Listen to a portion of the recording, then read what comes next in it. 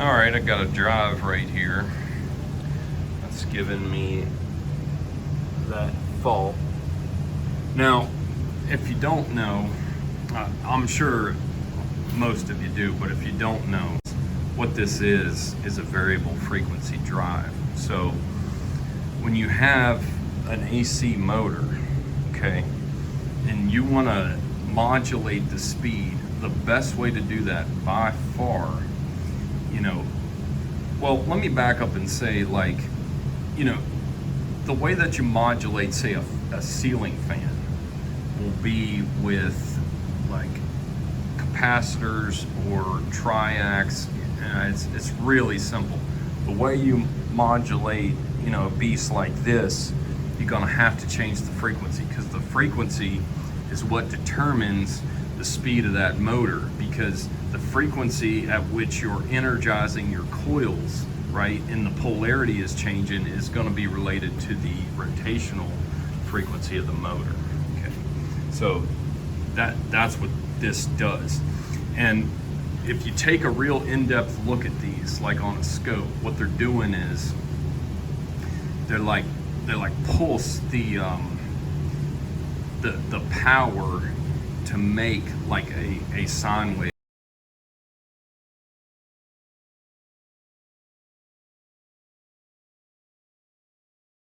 Motors don't really care whether the power is clean or dirty.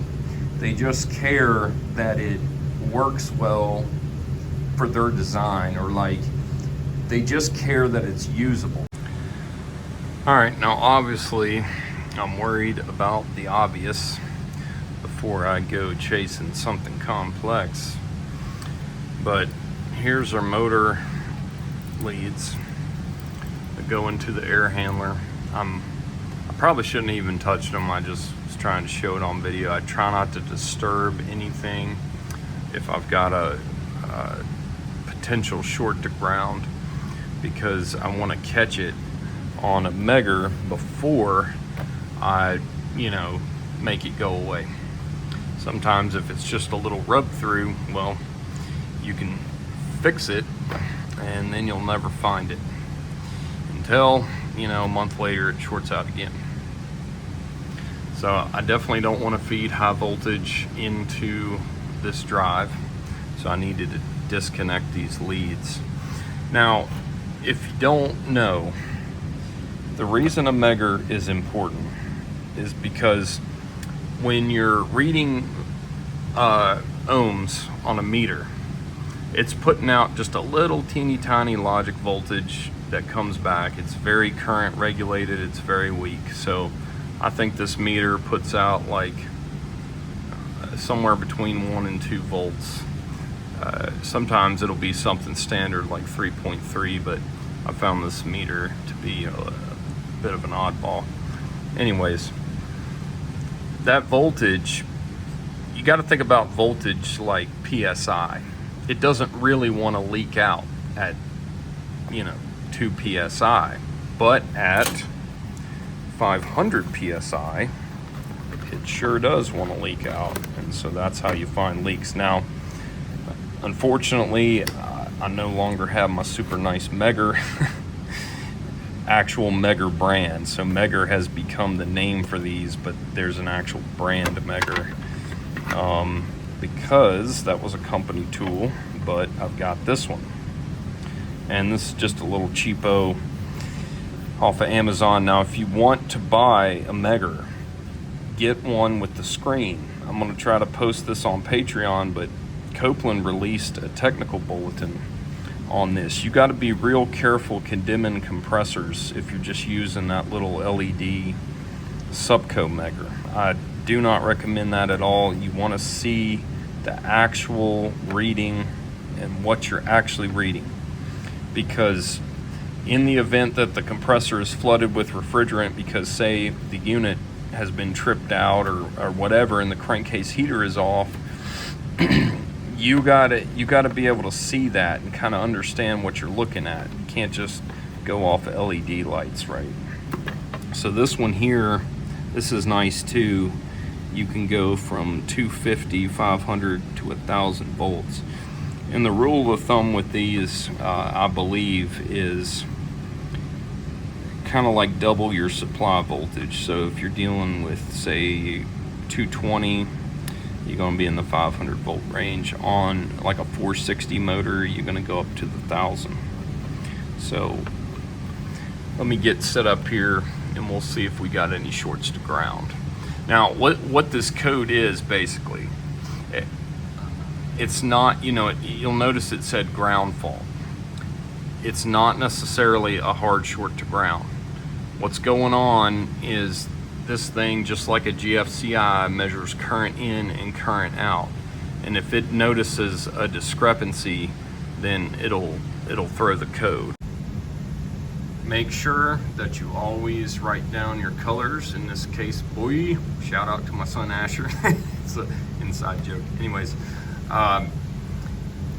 yes, you can take pictures. I like to just write it out because, you know, you never know. It might help the next guy or help you in the future just to have it there if you forget. But on your three-phase stuff, you gotta keep this rotation the same. It's not that you can't figure it out if you need to, but best practice, always keep track of it.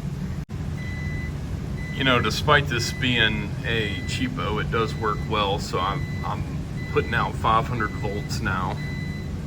And yeah, I do got that dangling on the legs there. You can see the impedance of that meter. So this is the resistance of the voltage circuits of the meter, and it's important to understand that your meter actually puts a bit of a load on a circuit, and if you're working on really fine-tuned electronics, this can be too much actually. You know, a lot of your really high-end flukes and stuff that are made for that are going to be at least 10 mega ohms. So just kind of interesting there. I do like, you know, and the main point is I've found this little cheapo accurate. I do like that it locks on. You kind of got to watch you don't electrocute yourself, right? But it's nice to lock on the output so that you can be kind of hands. You don't have to sit here and push a button while you're using the two leads. And there we go. All right, so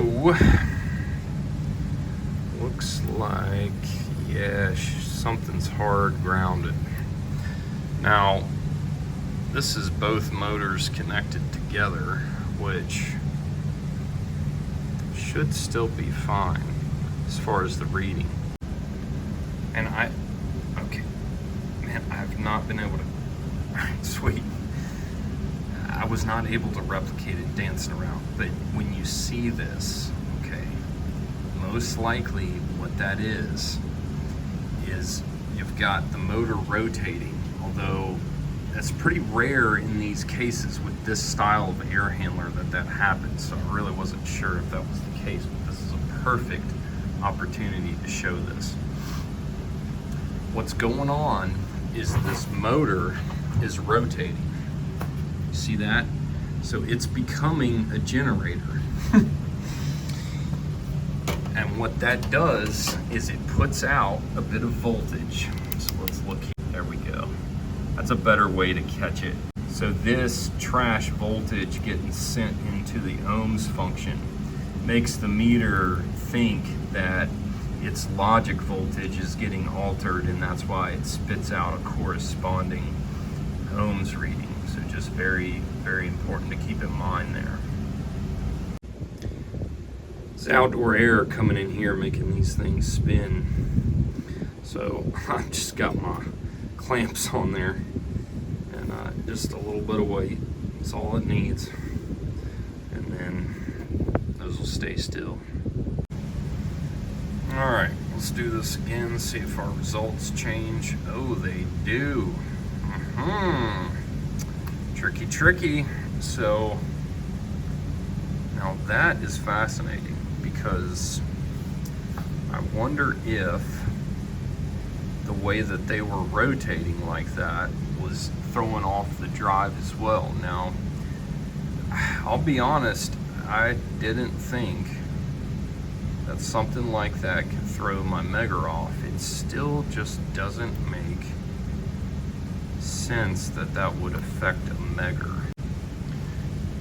Now there is one other possible explanation, and that is that the motor needs to be moving or else needs to be stopped in the exact right spot to reveal the short.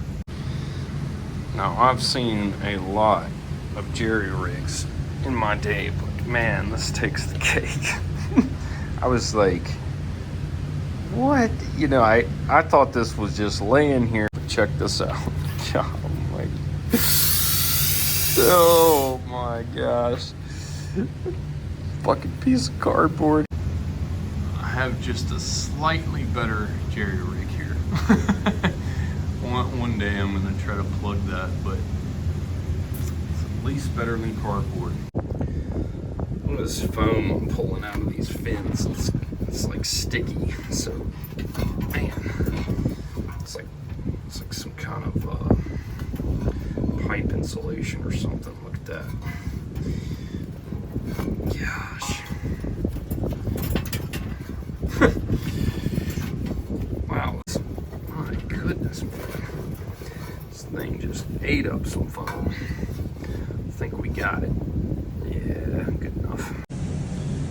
We've got this really long fuse jumper here that I'm going to use. Not that I need the fuse, but now the ground will just connect in there, but let's get our megger in here and then rotate these slowly and see what happens. Here's a perfect example of why the lock-on feature is important. Now, this was in the shorted position. Now, if I see it not in the shorted position, then I'm going to start worrying about these conduits, because it might be, as I'm tripping over this stuff, that I'm changing the short. But let's just see. Okay, right now we are shorted. Now, if this motor is shorted in one position only, or that other motor, that's very rare. Really rare. So what is the deal here? Why does it keep changing? Well, that's not showing a short either. Or, sorry, it's not changing states. The thing that has made this the most confusing by far is this constant fluctuation between reading a short and not reading a short. Is it the conduit? Okay, looky there. Alright, so lesson here, when you're working on a short and it starts kind of doing some goofy stuff, start moving stuff and see what happens. But as I'm moving this, my reading's changing. Somebody's been in here, so let's get under the skirt and see what she looks like. Now, I have never seen a rounded quarter-inch screw, because man, it's hard to do.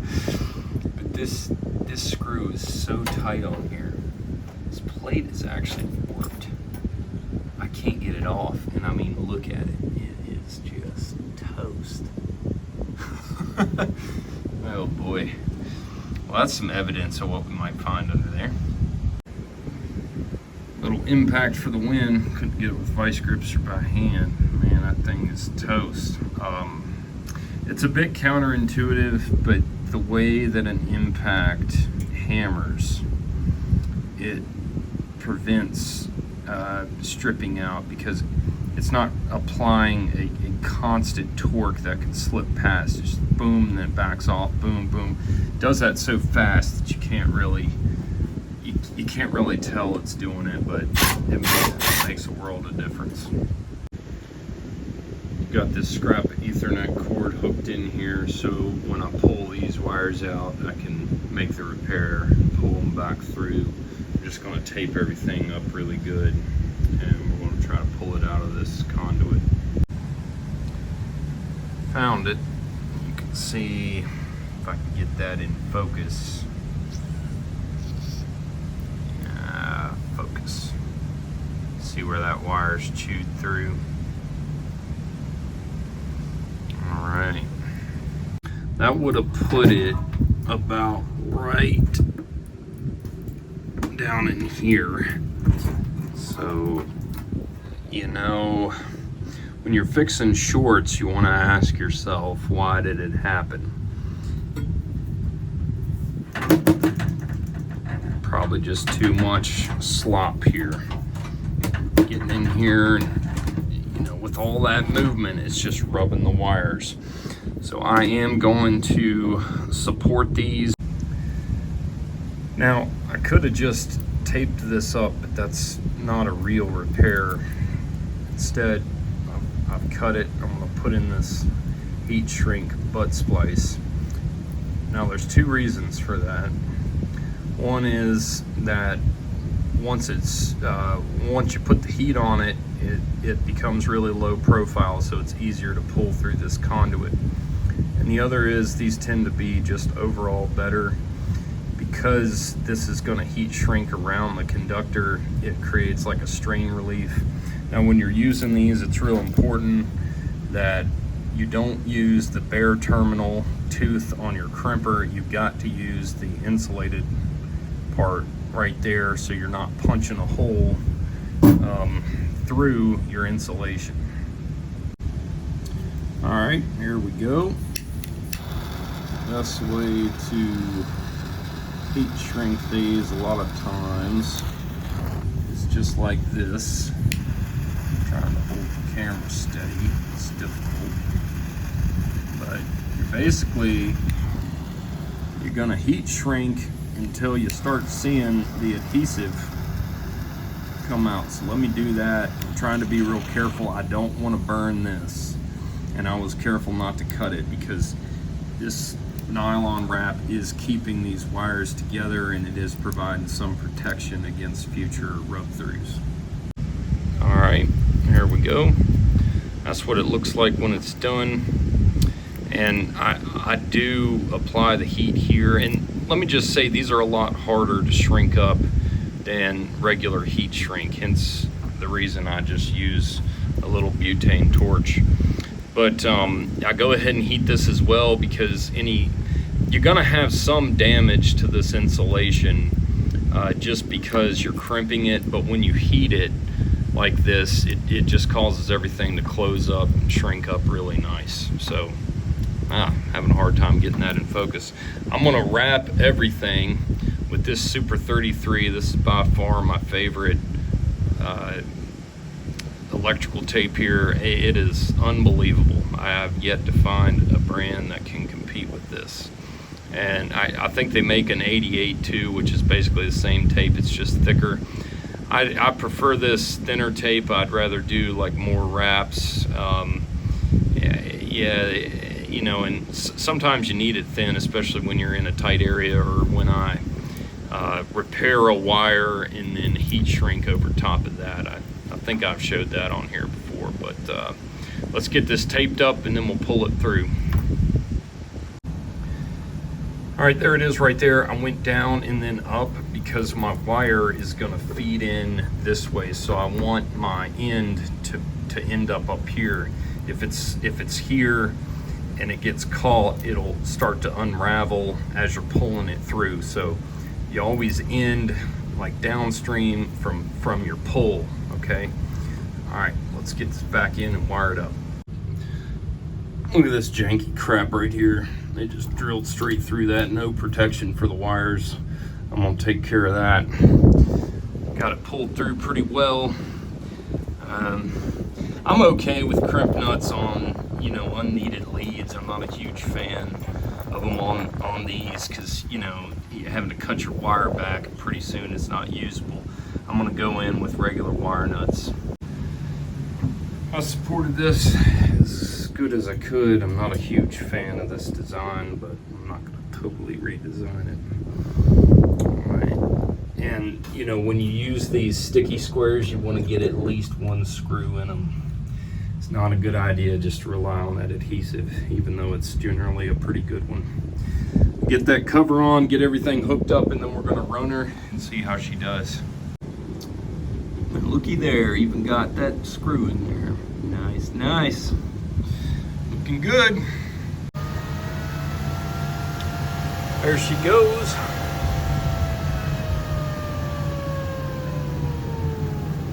Good. Hear those motors start to take off.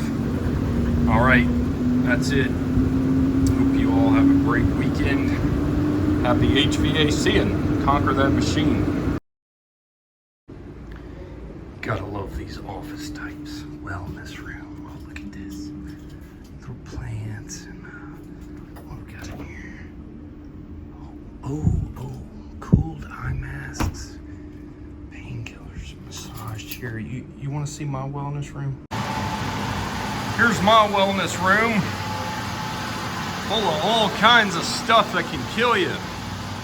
Now don't get me wrong, I like companies taking care of their people, but if I'm working on a 120-degree roof and you're whining because your AC's not working and you're giving me a hard time, you might need a reality check. We don't all have wellness rooms. Yeah, she's got a leak, so we're gonna get to that eventually, but right now, just running it in a forced purge cycle so it doesn't time out, trying to get the air out of it so it'll quit surging. That's a video for another day.